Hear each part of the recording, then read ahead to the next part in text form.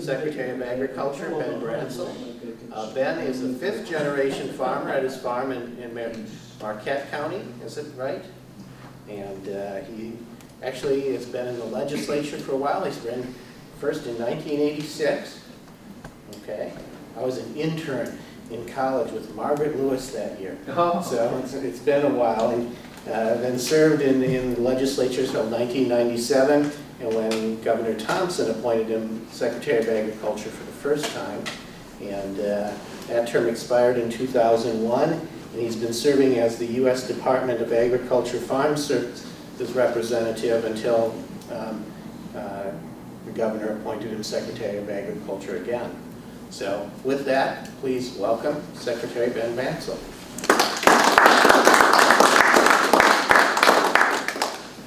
Maybe I'll give you a little update on my life before I get into my topic.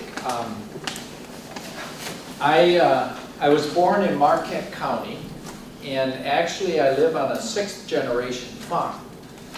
This year in January we sold the last portion of our farm to our son and daughter-in-law, so I now rent the home that I used to own. I was telling my daughter-in-law the other night, in fact it was 2 nights ago, I said, well, I'm going to take off a half a day and haul some of your husband's cows into the market. So I hope you can find a way to reimburse me. And she was on her way out the door. She about had the door closed. She opened it and said, "You're lucky you'll still be living here." Closed the door and she went. So I am one of the most blessed people in the state.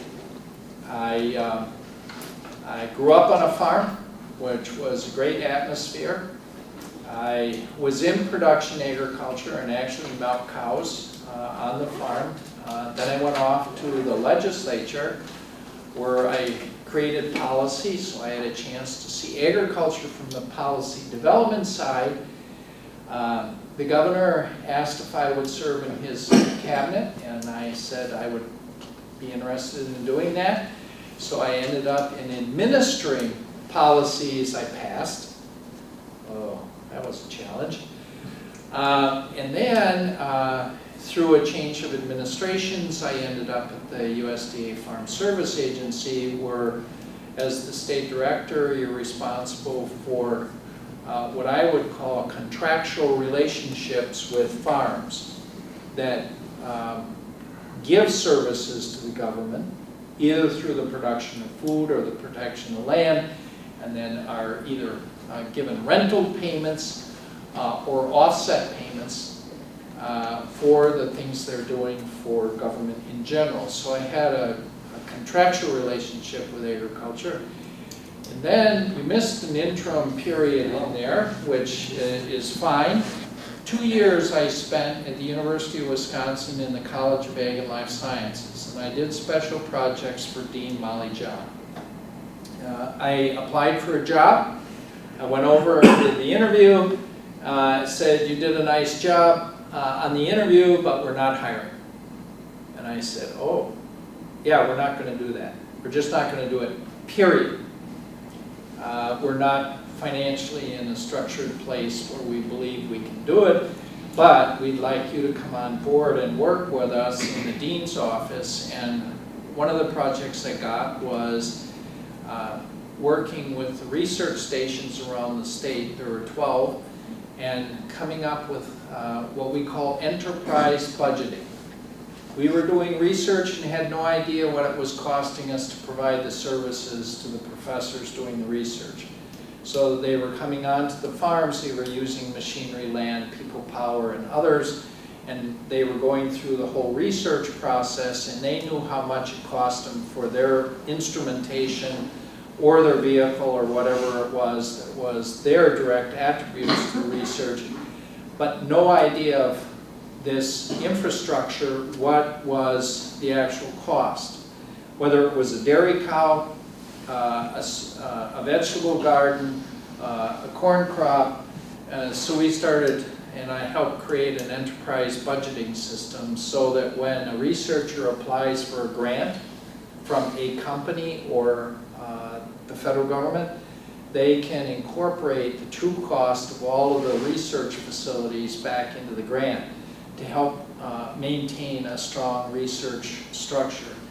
And then Molly John was asked to go out to Washington, D.C. By the President Obama and serve in the USDA in one of the undersecretary positions. And so most of her national work, committee work and stuff, she asked me if I would handle that for her while she was gone in her absence. So I ended up working with Midwest states, with national organizations, with USDA. They have a germplasm bank for potatoes here in the state of Wisconsin. So I chaired the national committee that deals with germplasm, which is the material that we consistently try to improve our potato with and create different varieties of potatoes. So I now am back as DACAP secretary, so you can see I've been pretty blessed. I have seen agriculture from a lot of different aspects, and some of us are lucky enough to see it from two. And I'll tell you, it was not my choice.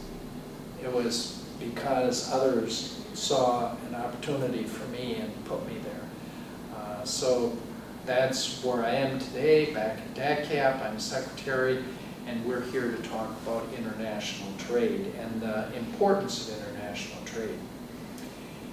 International trade is extremely important for our state, not that we would perish without it, but it brings all the little added benefits to us. We cannot consume all that we produce. We don't have enough stomach power to handle it. So we've been in the national marketplace for quite a few years. And some of that market is what I would call mature, and some of that market is still being explored. We're creating new cheeses all the time. The meat industry here in the state of Wisconsin, the meat processing industry is a very strong, viable industry in our state that, at least for the state-inspected plants, of which there are 275, only have local marketing opportunities, not even national, only local. So we are working to develop the structure with the approval of USDA to allow us to at least get off our own state lands into the other parts of the country, because we have some very unique products that people would really, I believe, relish and consume.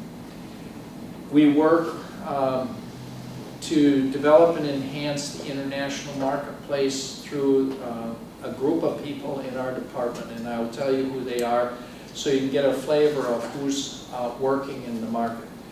Jen Pino Gallagher is an individual that grew up in western Iowa. She went off and spent a lot of time overseas.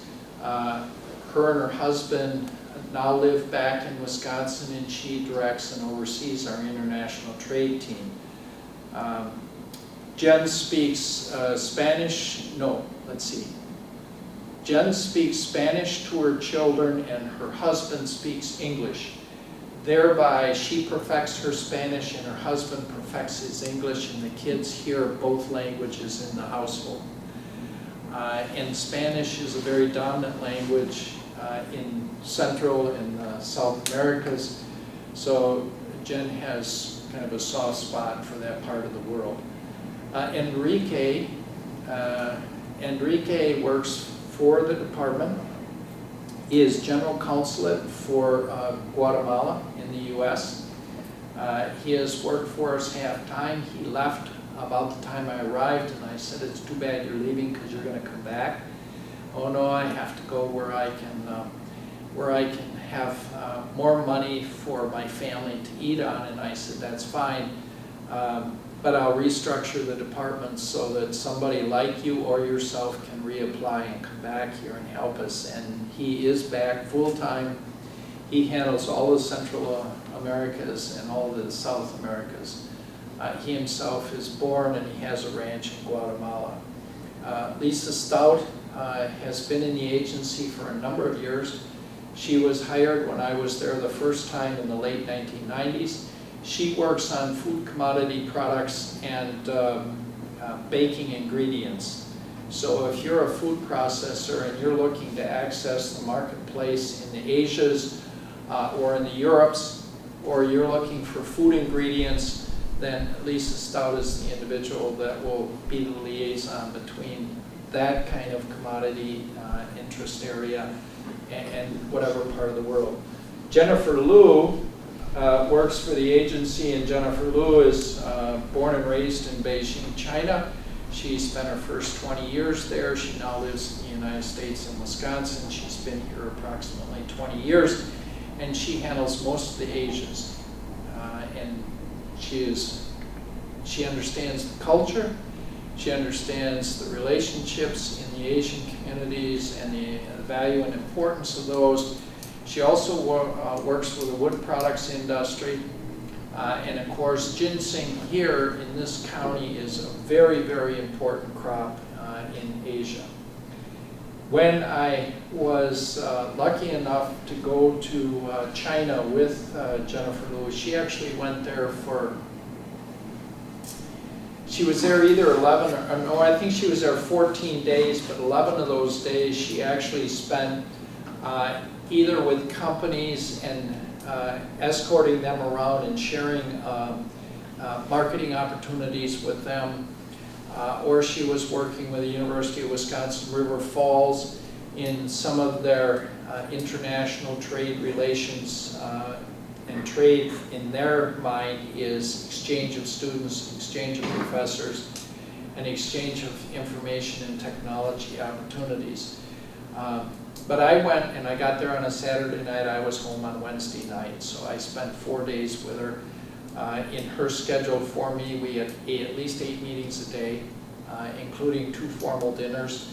And it was a very interesting experience when I was there. But one of the things she asked me to do, the ginseng broker, who handles most of the ginseng for this area of the state in China, joined us. We went to a store where those little roots, they would be in a very fancy box. The box is about yay high, about that thick, about that wide, very nicely displayed, selling for approximately $200.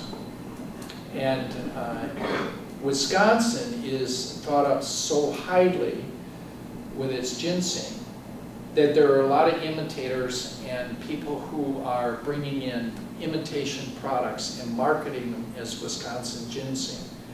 So 2 years ago, Jennifer Liu worked along with the Ag Foreign Service, the AFS, Agriculture Foreign Service, with the large store in China. This store is 600 years old.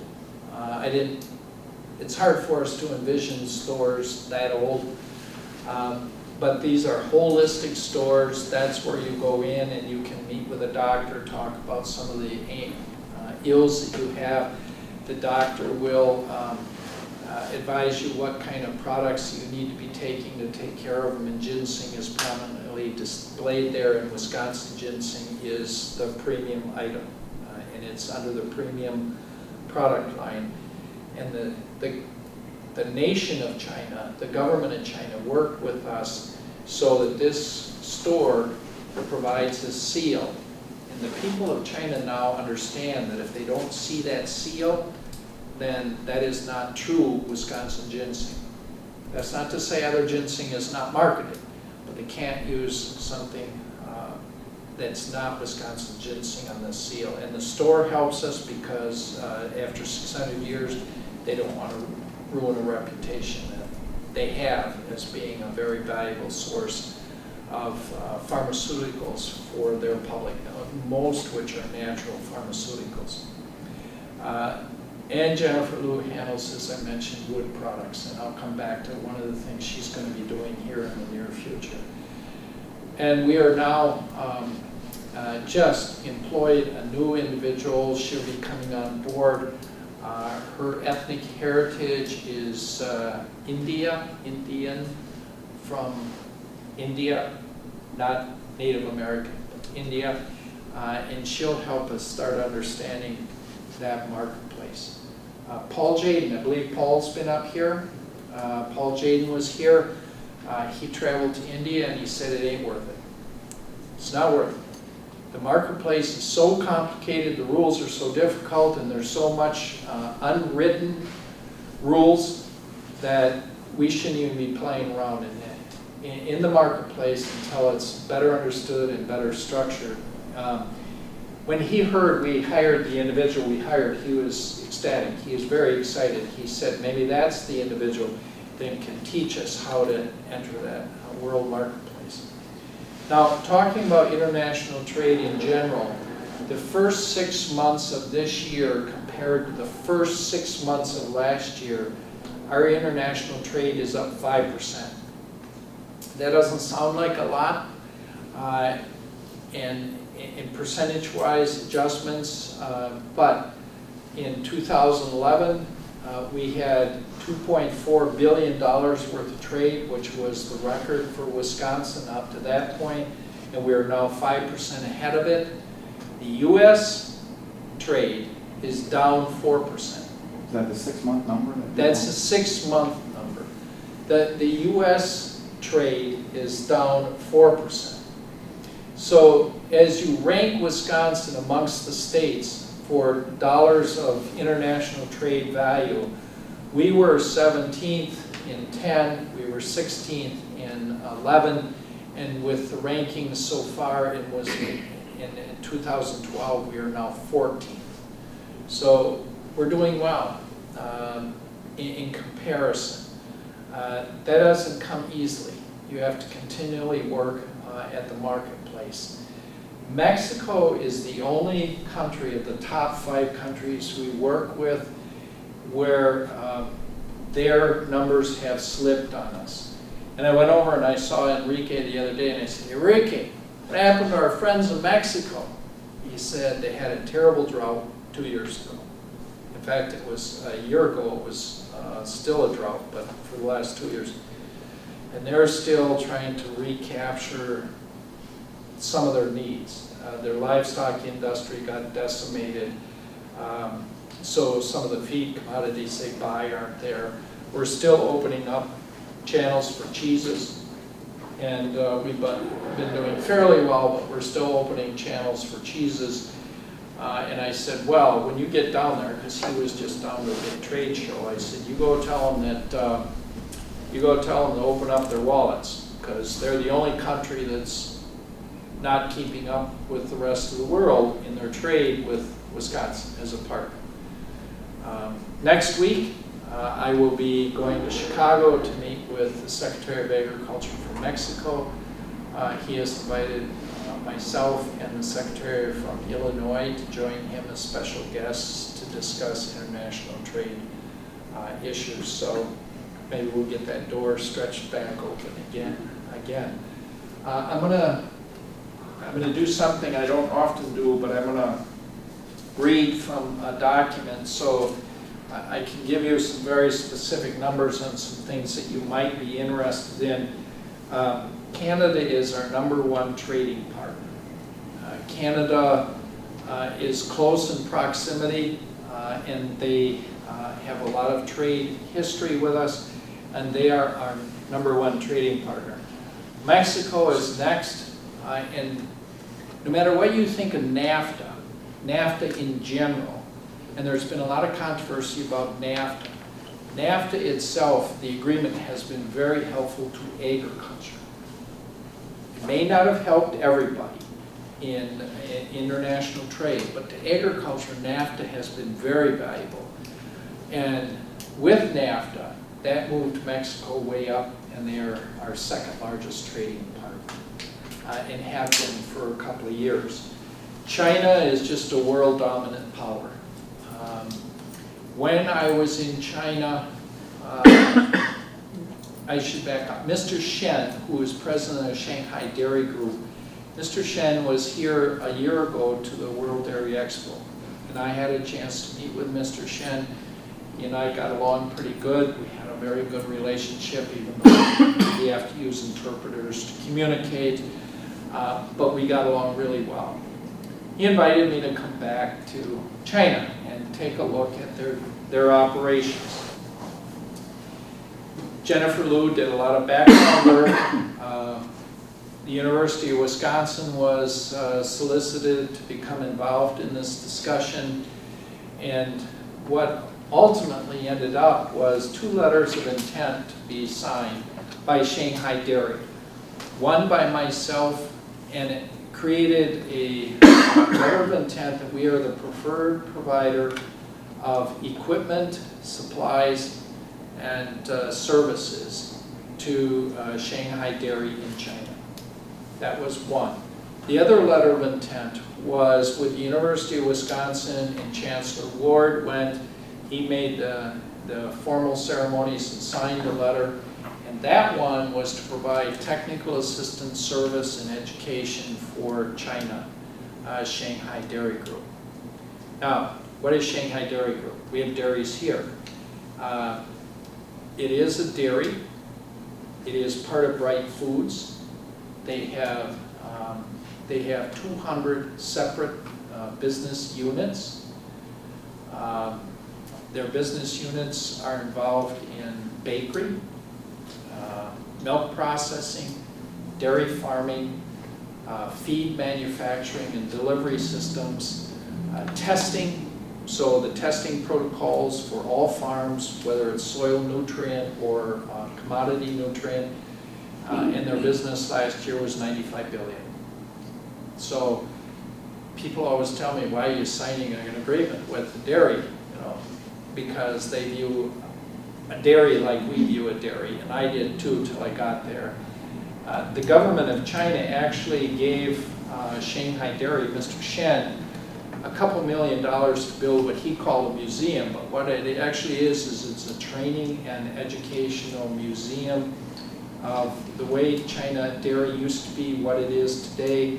When you go in there and you go to the second floor and you look out an observation window, you will see a very modern, brand new built freestall operation with robotic milkers. And those are all Wisconsin-based equipment items, from Bomatics Dairy to the equipment that is used for the freestalls. The fan systems are all Wisconsin. If you leave that window and you walk over here and you look through this window, you will see a 800 cow stall farm with a rotary parlor. And that gives the public a perception of what new China Dairy is all about. And that is also all Wisconsin-based equipment. They have 22 other sites. One of the things that's very interesting, and this is how international trade gets built. Mr. Shen said, I see a lost opportunity. Our dairy calves are not used at all. I didn't ask him what they did with them. He said they're just not used at all. In the state of Wisconsin, dairy beef is a very valuable part of our industry.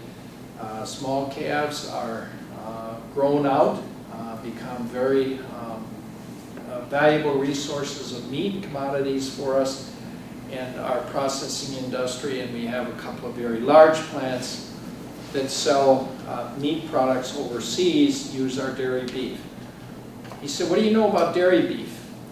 And I said, can you give me a little example of what you're doing? So we took a car ride to another location where he had started the process, but he was very uncomfortable that these people really knew what they were doing.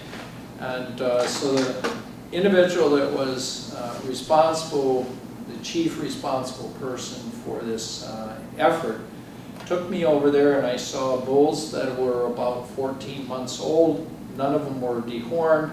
There were no steers. They were all bulls.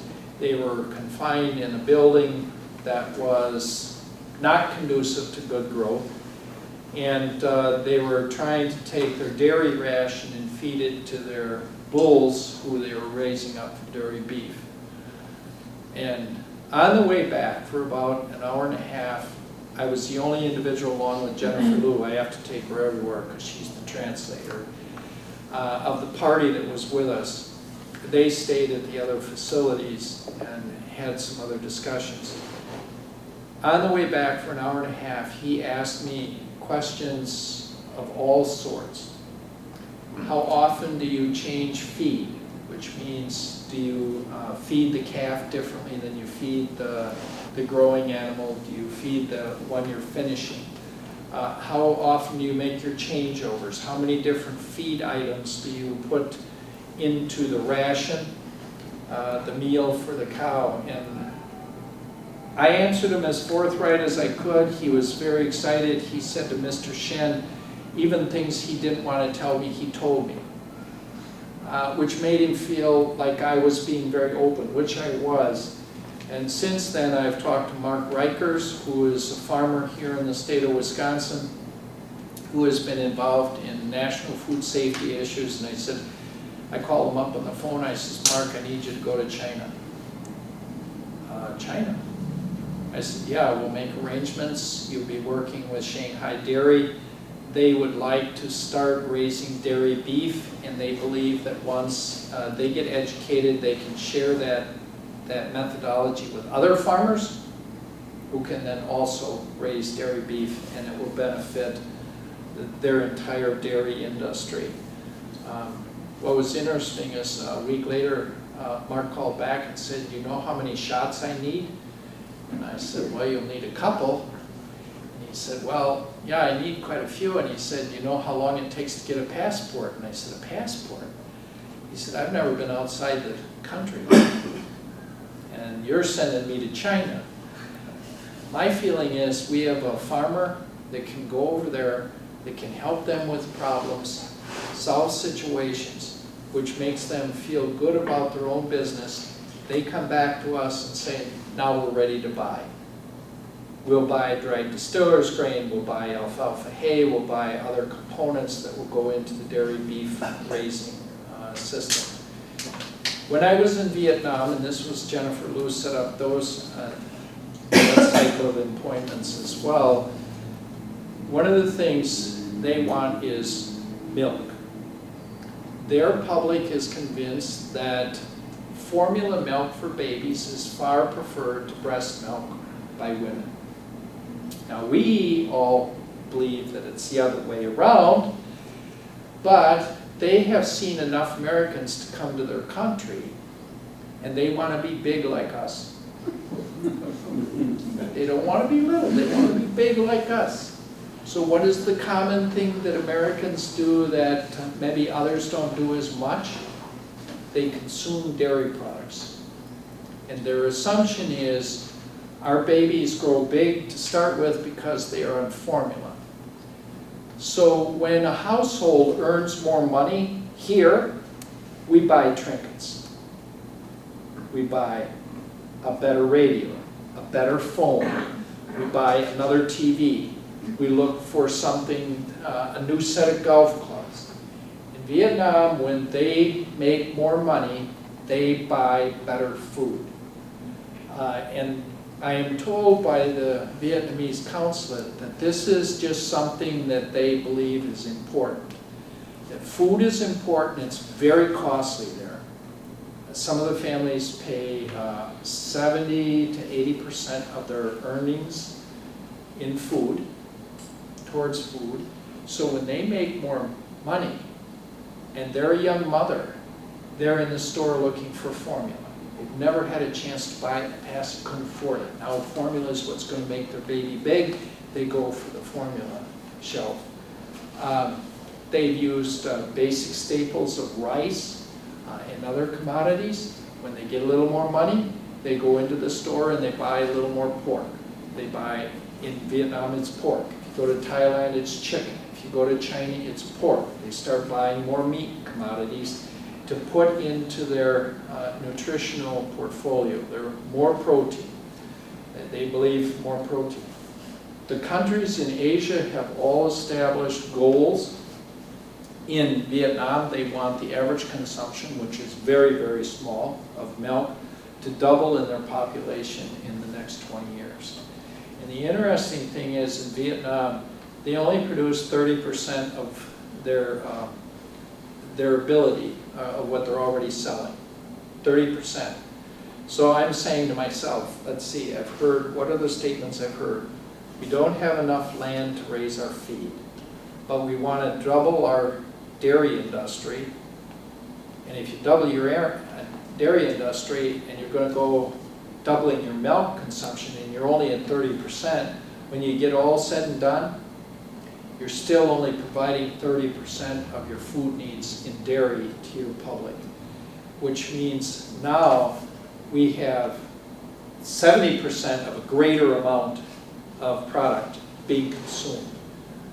And their consumption of milk is not just milk from the cow, but it's blended powder milks. And so you'll get two kinds of milks. You'll get what we call is fresh whole milk. They have a different statement for it. And then you will get a blended product milk, and then you will get a totally concentrated, reblended product. So one of the things I recognized is we have an opportunity to sell whey and lactose into the Asian communities. Those are byproducts of our existing dairy cheese making process. Now some of the companies have done well. Foremost Farms is right down the road here. They have a fractionation process for whey. They market whey products all over everywhere. But a lot of our cheese plants are not able to sell whey. It's too costly to process. They aren't big enough. So in southern Wisconsin, we have encouraged them to create a whey processing co-op. So 3 or 4 small specialty cheese factories will all send their whey commodities to one location to get processed for the international marketplace. And that becomes then a revenue stream for that community.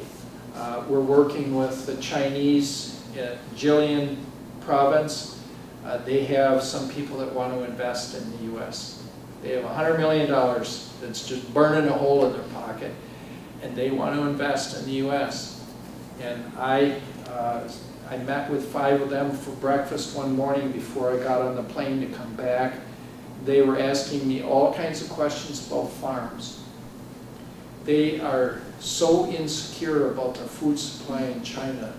That's their #1 effort, is to secure food. They want food, and they have to secure it. And I convinced them that buying farmland was not a good idea. If you buy farmland, I'm going to regulate the hell out of you, and it's going to make it very difficult on you to do what you want to do.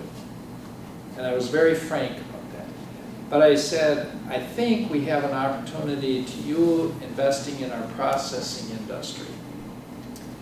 I said, you invest in our processing industry, especially byproducts of other things that we're doing, and then I get the benefit of the export numbers, our people get the benefit of employment, and they get the benefit of the products they created to send back to their home country.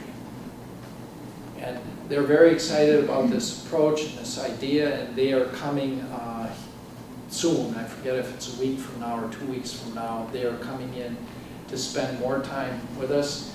We're going to spend some time with the St. Croix Chippewa, who want to reopen a fish raising facility and see if they'd like to invest with St. Croix in a joint venture so that the fish that they grow ends up going to China.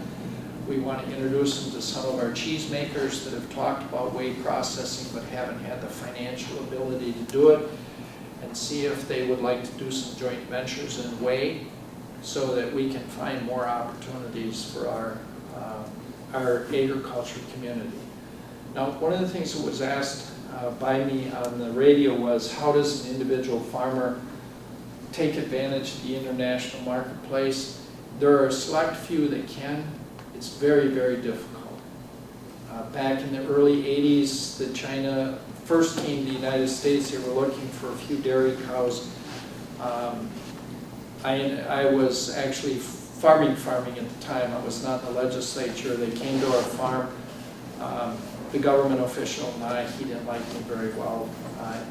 But the people that he was with convinced him 4 days later to come back to the farm because they had found us a couple of cows they wanted. So there are individual embryos, individual genetics, bovine semen we are the largest exporter in the United States of bovine semen. 39% of all exports into the world come through Wisconsin for bovine semen. So we think we have an opportunity for individual farmers. Lloyd Halterman has bulls that are eligible for China. Generally, farmers don't have direct access. They have to work through either people that are brokers and understand the location, or work through businesses, or because they sell their corn to an ethanol plant, the ethanol is exported outside of the country. And in fact, ethanol is our single largest export item in the state of Wisconsin, in the agriculture commodities. Most people don't realize that, but ethanol is exported. Most of it goes to Canada. Texas is the largest exporter of ethanol in the United States. Most of theirs goes to Brazil, some goes to Finland. Wisconsin is the number 2 state in the United States exporting ethanol. Ours goes to Canada, which some of it heads towards Europe and some goes back towards Brazil. So, yes? Is that because we just don't have the engines to be able to use the ethanol? I think for some of the plants, they have found a very good marketplace, and they've built a relationship with the brokers in the international community. For instance, the plant in Stanley, Wisconsin sends a lot of product north because their broker has been very successful in the international marketplace. Here, your competition for blended fuels is in Minnesota, it's in Iowa, some in Nebraska. They have a huge volume of plants, and There's variable compression engine technology out there that can get quite high mileage on methanols and ethanols. yes, yes. But the problem is getting enough capital to get the engine fully developed. It is a challenge. There's people in Colorado that believe they have a new technology where you have carburetors on cars, or you have fuel injectors. They have a new, they have what they think is a new technology to have a variable rate fuel injector system, which is way beyond my science. Yeah, those have been developed already. There's a group out of England, there's a group in Massachusetts. Those have been around for quite a while. There's quite a patent position on that already developed. Yeah. So the opportunities. There are technologies that have been bench tested to be proved very efficient. Okay. Already done. Yeah, I know that the people I'm aware of in Colorado are working with one of the larger semi companies. Somebody is trying to come to Mercury Marine and work with them out of England to get a deal done here in Same thing. Wisconsin. Okay. So we have the ethanol industry that has really gone export market and been very successful at it. We sell our raw fur skins. In the United States, Wisconsin is the largest fur provider in the world. Most people don't know that. And it's not something that's highly publicized, but we are. Which animal? Mink. Okay. The ethanol industry also has dried distillers grains, of which go back to our dairy, and some into hogs, but not as much, and some into beef, but not as much, because we don't feed out a lot of cattle here. Most of the dried distillers grains go into our dairy, and some of them go overseas. What was interesting is when we went over, we took Brian, met up with us. He's the Asian representative for DeLong Company out of Clinton, Wisconsin. And he went with us, and we spent some time with different people. One of the contacts he made when he was there called us and said that individual that was here for the company that sells distillers grains, can you give me the contact information? We reconnected them. They worked out a deal. They'd like to experiment to see if it would work, because our distillers grains, they believe, are better than their own. And they just like to start out with a little bit, maybe 40 containers. there's 40,000 pounds of dried distiller's grain in every container, and they want 40 containers. That's their experiment. They deal in such large volumes, it's very difficult. Now I'll go to the other side. Vietnam says, we would like to try some of your products. We'd like to try some of your cheeses. We'd like to try some of your cranberry products. We'd like to try a few items. But you can't send us a whole container load. You send us a whole container load. We don't have the distribution network in Vietnam to get those products out. We don't have the marketing ability to sell a lot in a timely manner. So what you need to do is figure out how you can get a third of the container with some cheese, and a third of the container with some cranberry, and a third of the container with some other items, so that we're working with smaller volumes and we can see how it goes. So if it works, we can build to larger volumes and put our distribution network in place. And we have to learn in the state of Wisconsin how to modify our approach. We think if we go in and we don't sell one container full, we have failed. And we will fail and fail and fail until we understand we have to sell it to them in their component size and with their specifications. I'll give you one other example. Up at Ellsworth, Wisconsin, there is a creamy that prides itself in whey production, and they were creating a lot of whey, and they were selling quite a bit of it, but they were marketing all over trying to get it sold. The Koreans came in and said, look, we want your whey, but we make our bakery products with this kind of whey. You have to create the whey in this fashion. You create it with this much protein, you create it with this kind of component blend, and then we'll buy it.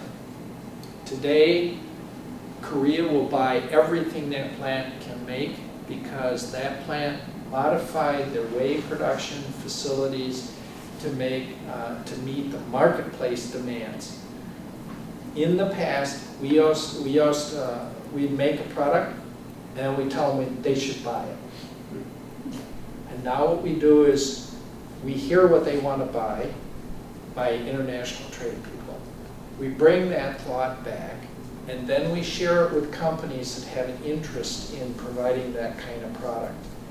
And when we provide that connection, once the sales take place, then we get out of the way, because they should maintain a strong business presence. The only time we re-engage is if somebody sells a product and they either don't maintain quality, or they don't deliver timely, or there's confusion on the billing of the product, then that's when we re-engage. And then we tell the business, if you want to maintain this relationship, you better get it right. Or we find out that some government official in some country has hung our product up, and even though we have a quality product going there, because he held it up for a week, we've lost some of the best quality of the product, and then we engage with those governments to say you've got an official that's getting in the way of international trade. And that's where we help make available the marketplace for our businesses and help businesses understand what the marketplace is looking for. And the protocols between, or I should say the protocols of each country are very different, very different. Paraguay's protocols for products is very different than Chile. And I don't expect my staff to know all of them, but I expect my staff to know where to go to get the answers. So when you call with a question and we can't answer it, we know where to go and get the answer for you. That's some of what's going on in the international marketplace on our side of the ledger. So I'll stop here. Whatever you'd like to discuss, I'll discuss, and if you don't, and he tells me keep going. What do you mean by protocol? Protocols.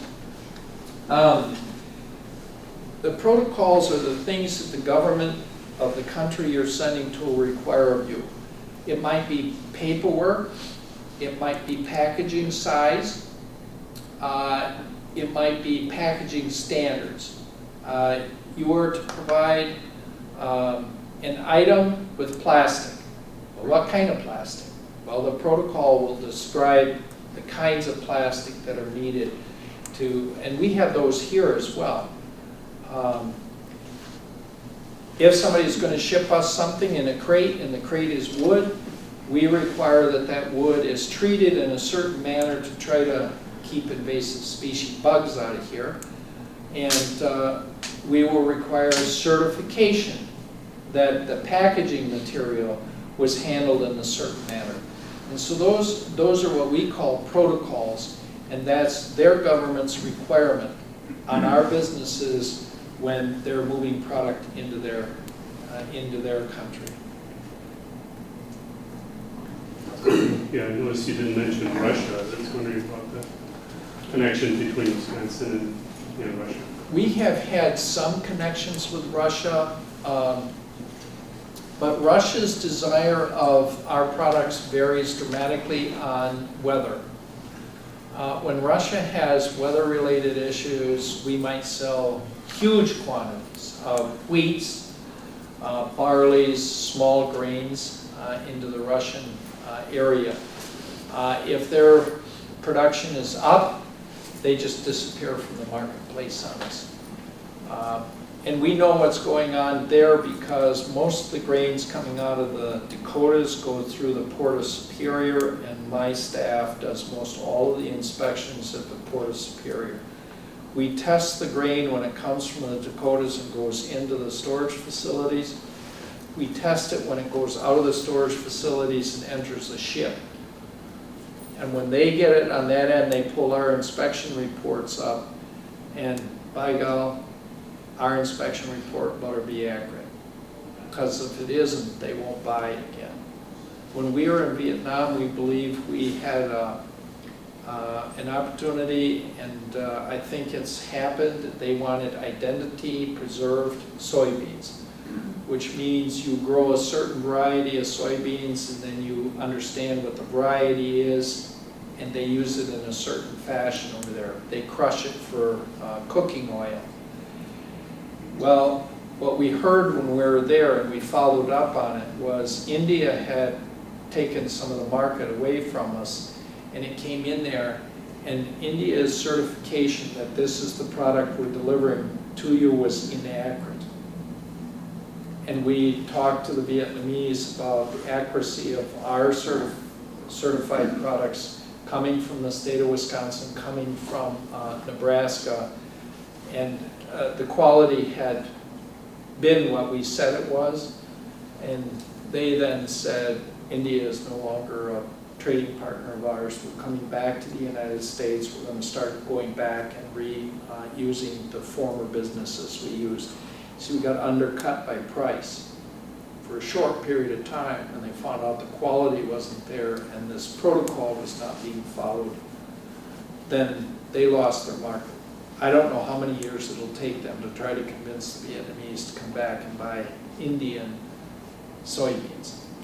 So that brings up the question, what do you have in the way of ISO or JO quality control on the products?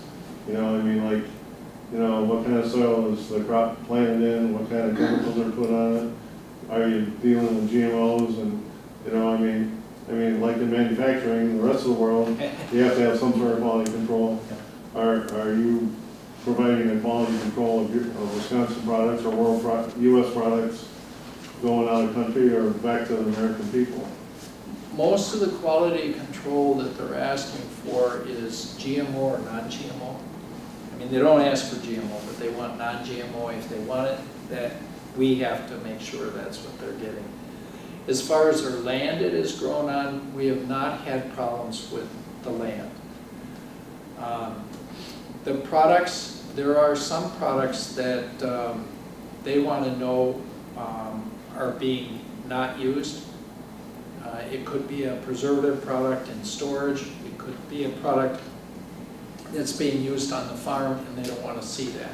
And then we have to make sure that didn't happen. And we know because if somebody is raising soybeans, they're generally using either purchasing product for themselves or others are applying it, and we have, they have to have those records to provide to us to say these are the products I used and stuff.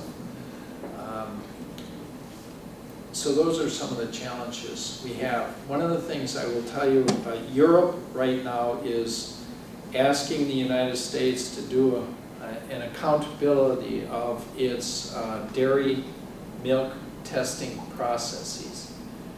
And one of the things they want to know is, can you identify for us if you have heavy metals in your, or can you identify for us if you have X, whatever it is, and they have a laundry list of items. And we have to show them the testing protocols we use, that the instrumentation that the cheese plant is using can fulfill their request and their requirements. And sometimes, some of these countries, I believe they do it as a trade barrier, and sometimes they do it as honest-to-goodness health concerns. And if they are trade barrier rationale, then we solicit USDA's help in going through WTO or other mechanisms to address the issue. They're asking that only because they don't want our product ever to get in there. That's the only reason they're asking it. And then we have to show all the science data, or the USDA shows all the science data as what they're asking is unreasonable. On the other hand, they might be asking something that is a very sincere food-related safety issue, and we have to show the rationale that the protocols, things we do, the steps we take, assure that they have the quality they're asking for. So you, in other words, you have some areas of quality control, but the average farmer that's producing doesn't say, well, we have this kind of soil and here's exactly what we're putting on the crops. I mean, nobody's tracking that. Just like ISO, you know, like if you want to build an airplane, you have to go back to the raw materials. I mean, you know, the guys who smelt the ore, you know, and right on up until the alloys are added and it becomes a finished product. You have to trace all that out right to the end product before you rivet that on an airplane. You know, well, how come they don't have? I mean, if you guys had something like that for agriculture, some people, yeah, I mean, even the average consumer knew what kind of junk they were buying. You know, I mean, that would really be nice for us too. You know, we don't routinely do what you're saying possibly we should be doing. But when the country requires that of us, we must do it. Right, but I mean that's something, it's not that hard to document, you know, that farmers should do that. I mean, I wouldn't pass legislation forcing them to do it, no. But I mean, if you had a certain, quality program and I bought the product, I went in the grocery store and bought the product and there was a label on the box that said this product, followed the general, quality, protocols for the state of Wisconsin or whatever. I'd feel a lot better about buying the product, you know. Most of the items that are produced in the state of Wisconsin are regulated by the marketplace. And that's too simplistic of a statement. But if the country requires us to, they go to DeLong Company and they say to DeLong's, we want identity preserved soybeans and we want this standard of protein, we want to make sure that this product was not used.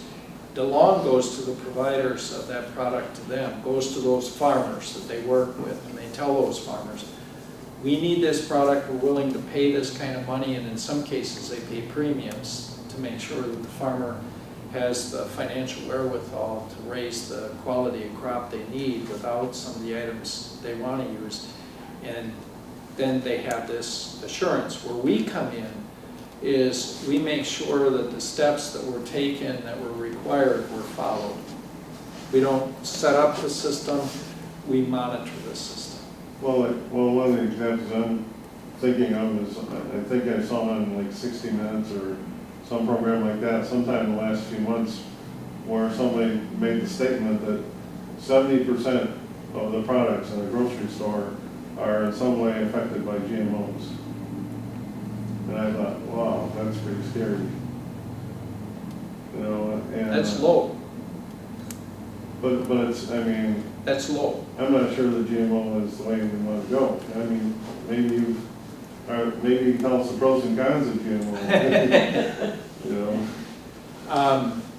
And I'm not trying to alarm you by saying everything is GMO, but we have consistently asked science to develop the ability of plants to withstand drought, Mhm.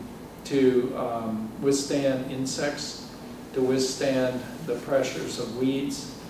And when we make those requirements of the research community to do that, they modify plants. Mhm. That's been going on 50 Yeah, well, or more years. Yeah.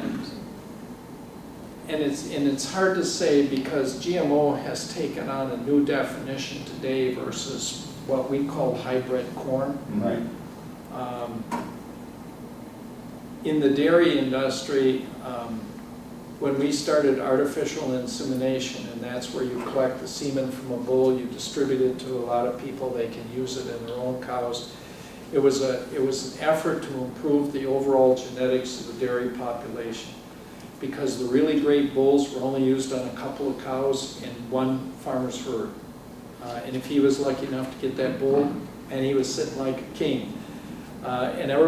And others said they wanted access to the same improvements of the dairy cow.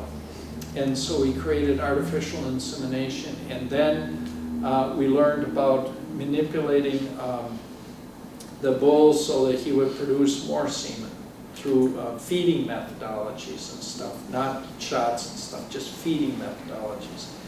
And then we figured out different methodologies to preserving the semen, so it didn't have to be fresh, it can now be frozen, and it can be stored and delivered in a broader, in the world now, instead of in the local communities. So science has brought to us a huge amount of improvements in our food commodity. Everybody, do you know Norman Borlaug? Does that name mean anything? Crescoella. Yeah, Norman Borlaug was a scientist who was very concerned that if we didn't improve our wheat, we would have starving people in the world. And so he did some wheat manipulation, and we called him the savior of millions. I don't know if people would define that as GMO if they really knew how he did it or not. And it's interesting that we in science, in the science world, and now I'm going to put on my UW hat, we in the science world used to have the outside picture, and then we would try to impact it by marrying up two outside pictures. And then all of a sudden we found out that there was an inside, and if we started making some modifications to the inside with our research, we could make more predictable and faster progress than we have in the past. And then when we got to doing that, we found out there was more inside to the inside. At one time, we all understood that there was different components in the world, like carbon, and then we understood there were atoms that made up carbon. And then we found out there was electron and proton and neutron inside that. Well, now we even find out there's items inside the neutron. And so as we develop more understanding of our food source and our food supply, it is natural to try to improve it. I don't know if that's betterment or not. And there are people that don't want GMO, which means don't modify my pickle. Well, you know, I mean, I'm a very science-oriented person. Yep. I mean, I'm all for good, you know, I mean, if it turns out to be healthy, and, I mean, it's, you know, it's like drugs, it's like pharmaceutical drugs, you know, like, you know, what they do is they travel around the world and find, you know, plants, you know, like, you know, and, I mean, it's like like in Tibet, they had the lama-series where they had the minute, and they went back 5,000 years, and they knew what all the herbs did. And they had an herb for every ailment for mankind. Drug companies go over there, find the right herb, that fixes something, they bring it back to the lab and they say, well, here's the molecule, we're gonna add a hydrogen atom or a carbon atom on the end of this molecule chain, and we're gonna patent it, you know, and now we have something that we can charge people money for, even though it's free in nature, if people knew what it was, you know. I mean, as long as it does good, I'm all for it, you know, but I haven't really, you know, I'm not really convinced, but, you know, I haven't really had any experts really, you know, show me 25-year studies where GMO is, you know, been that beneficial or even adverse. Let me ask you a quick question about jobs, and then we'll take a couple. Yeah, one more. Okay. I'm Share adding to my hand up. questions, yeah. I wanted an example of how NAFTA helped in Mexico. You mentioned that, but I also wondered if there were protocols for our imports. We have sort of Yes. tying in with some he's talking about. And you said some things don't fit the protocol, so they can't sell them there. What happens to those that don't fit that? Is that something that we wouldn't want to buy here, or is it just No, it's just- fitting? Yeah, you keep track of that because I'm going to lose. Okay. Let me start with the last one first. Protocols are their opinion of what needs to happen. And every country is different. They're very different. There is not one standard for all. So you take Libya in Africa. They'll have a certain requirement of product, and we can't meet it. That's something that we just don't meet. That doesn't mean that Senegal, right down the road, is saying, we'll take it. It is not prohibited from international trade. It's not bad. It's just the methodology that that government approaches it at. So that doesn't get discarded. It doesn't mean it's bad. It just means that particular country. And it's interesting, if you put 5 products out and you have 5 countries there, it's almost like you're matching up the products with the countries. One of the products might go to 3 or 4 of the countries, but the other 2 won't want it. And then you go and you look at the other products that are right next door, and those 2 won't want that product, but the other 3 will. So it's a mix and match of what's available, what they require, and it is really not a health issue. It's a personal preference issue. It wasn't like the metal you mentioned. Pardon? It wasn't like the metal you mentioned. Oh, I didn't know. no, right. Thank you very much. Yeah, you're welcome. I got another meeting in 10 minutes, so I got. Okay, welcome to my life. Thank you very much. I really enjoyed your And then I asked about the NAFTA. Oh, the NAFTA. One of the things NAFTA did was it put all of us on an equal footing. For instance, at one time it was very, very difficult to get Christmas trees in Mexico. Their tariffs on them were so high that when we got them there, the public couldn't afford them, period. And NAFTA said there was limits to the amount of tariffs that you can place on products. And depending on the country you're working with in the agreements that were made, some of the tariffs started coming down over time, some were eliminated immediately. And it was the agreements, the international agreements, and I'm saying they're good for agriculture because in most all cases they have reduced the tariff levels in those countries so that our products can access their marketplace. If the public doesn't buy it, then we aren't going to be selling there in the future. But the problem was they had tariffs so high that the public wanted it, but they couldn't afford it. They just plain couldn't afford it. And so that's where NAFTA has really helped us. Do we have protocols the same as other countries? Absolutely. There are products that get rejected. Maybe it's the processing methodologies they're using.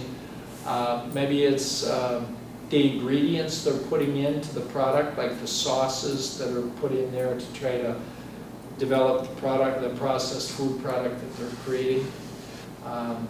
Those are in place in every country in the world, and we have our share as well. Now, what you will hear from many in the beef industry, you always tell me that our processing standards are here, I doubt theirs are there, and you're still letting their meat in. And so our individual industries are always telling our government, make sure that what comes in is equal to what we're required locally to do. And that goes product by product, whether it's meat or carrots or potatoes or whatever it is. They want to know that the way they manage those in that country equals the way we are requiring our processors and farmers to manage it here. Okay, and the last one, the last one I'm concerned about is what I hear about Monsanto's and their patenting of their products or seeds. And like Food Savers has seeds that you can plant and you can use the seeds from them. Monsanto's has brought suits against others for being competitive. So what's that whole picture? I'll give you Monsanto's argument. Monsanto's argument is we put millions into the research of this facility, or of this seed, and just because longevity allows that other person to take advantage of our science is not right. We want to get recuperated for that. And there's a huge economic argument amongst the seed companies themselves. And that's where then you've got, at the national level, the debate about how does Monsanto ultimately end up allowing something to go with patent. Roundup is a product that was used extensively here. I'm not even sure the company. You guys know what the company is that creates Roundup? It was Monsanto. Was Monsanto, but they sold that off, didn't they, or do they still? No, it was Well, Monsanto. Whatever. They, at one time, they patented this product called Roundup, and a lot of people used it, and it was glyphosate is the basic compound of it, and they took full advantage of that.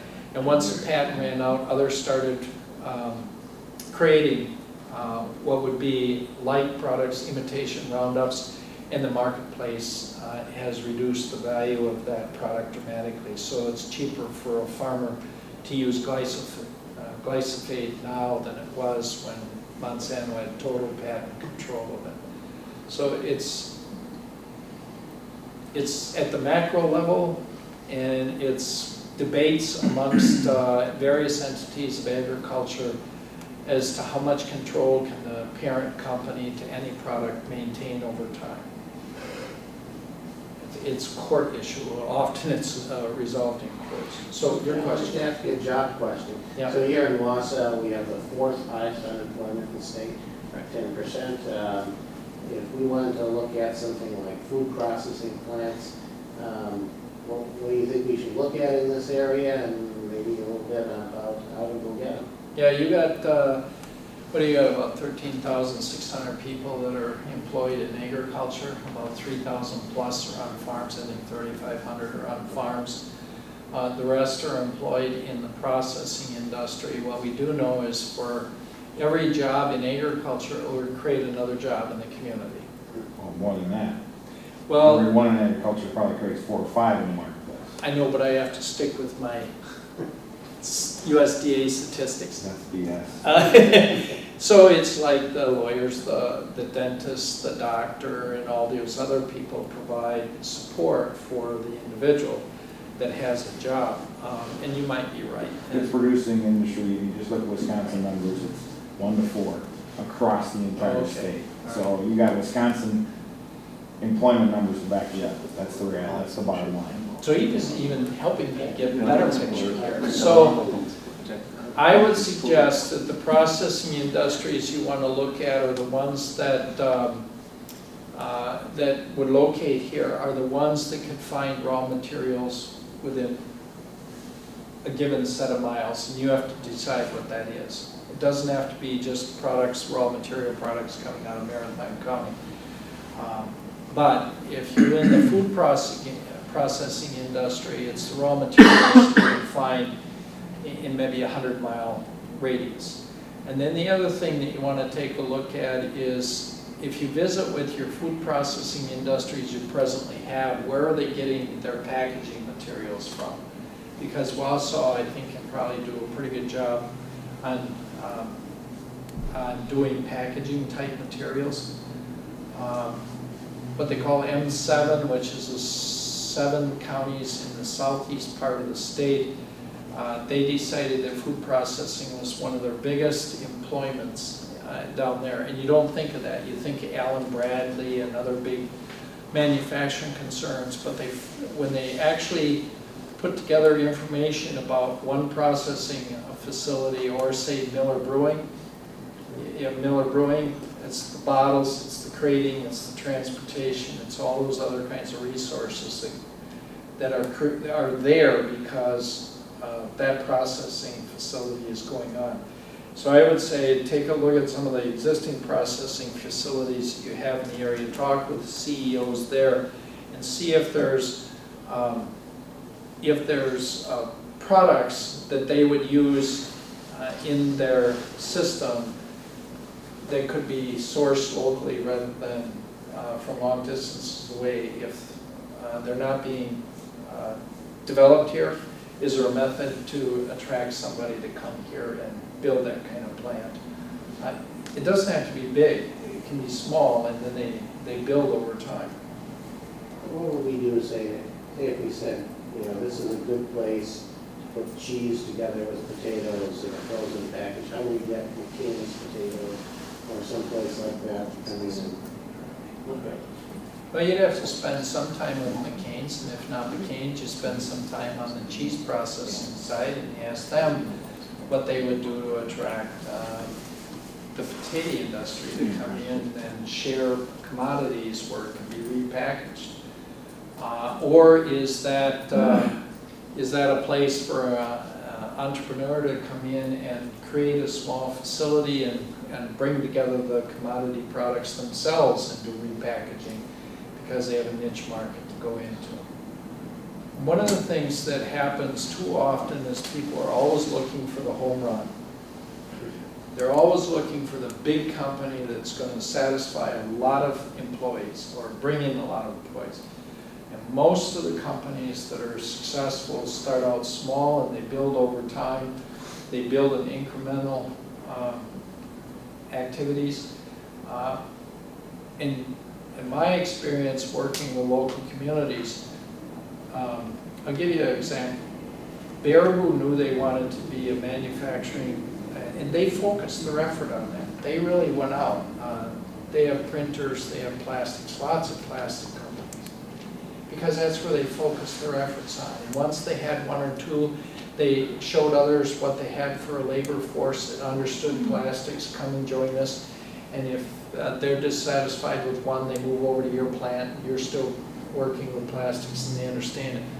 Portage, on the other hand, and that's my home community, Portage, on the other hand, has never had it's kind of, we'll run and try to get this group, and we'll run and try to get that group. And they never have identified themselves with anything or any approach.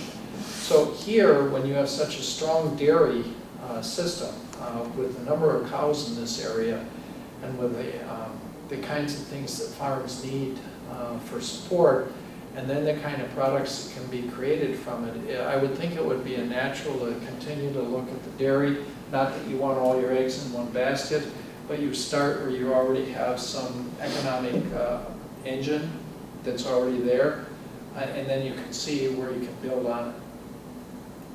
Yeah, you're right, because dairy's not a fad, right? Dairy's what? Not a fad. No, I hope not. Oh, geez, no, I hope not. Yes? I have two questions. One, nitrates. Midwest is building up nitrate issues, and what is the department, if anything, doing in that regard? We have a water sampling program, and people, and we're out sampling on a regular basis.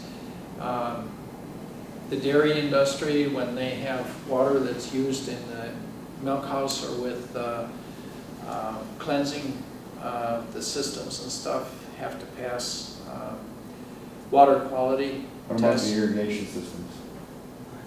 What about? Are those being tested anyway for high nitrates? I don't know. Probably not. I have no idea. My information says it's not. No, and that could be, I have no idea. One They of would be pulling water. Home from the Top. aquifer, but down in the Plainfield area, as an example, that aquifer's not that far off. Right. Heavy nitrogen area, could be leached down in there, could be a residue component already. I don't know. It's a food safety issue, I just want to draw your attention to. Yeah, no, I'll have to look into that. The second issue, we have so much material going to the garbage on an ongoing basis in ethanol, methanol productions. What, if anything, is the department looking at doing in recycling materials, whether it be wood fiber recycling or materials coming that goes right now to our landfills and whatnot, that could be used in ethanol and methanol production? One of the things that we're doing, and this won't satisfy your question, but one of the things that we are doing is that we're working with digesters, with the dairy industry, and see if there isn't a way to enhance their capabilities by using food products. So for instance, in the Wanakee Middleton area, there's a digester and they're hauling in food waste. In Marshfield at the University of Wisconsin Research Facility, they're working with Mullins Cheese and with dairy, and they're trying, I don't believe it's up and running yet, but they're trying to design the digesters so that the whey material that is unable to be used presently becomes the fuel for the digester along with dairy manure.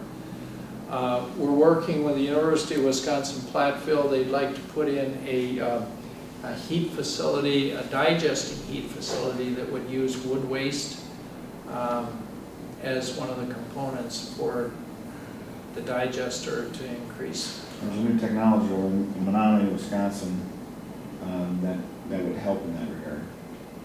I actually took a pitch down to the University of Wisconsin and to run that plant down in the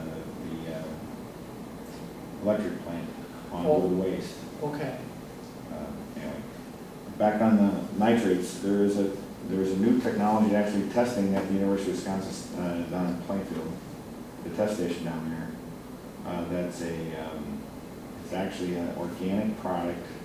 It was put on plants last year in fields, and it's been put on this year and in testing for yield production. But it will allow you to reduce the amount of nitrogen used on farmlands by in the neighborhood between 30 and 50%. And it's a natural organic product. I'm going to tell you, if it's cost effective, farmers will flock to it. Yeah, right now it's about at today's volumes, it looks like it's about a 70%, the cost of that is about a 70% reduction. So it's about a 30% gain to the farm from a pure cost perspective. Second element right now, last year they had a ton and a half on sweet corn and big numbers on some of the other crops. So this is an experiment going on right now. Yeah, Hancock a number of Research. farmers have been testing it over the last year and this year. Hancock is testing it this year in some tests that are going on. Okay, I'll have to watch for it. That one could be quite interesting, actually. Yeah. It's coming out of Missouri. It's been 20 years in the making. Oh, okay.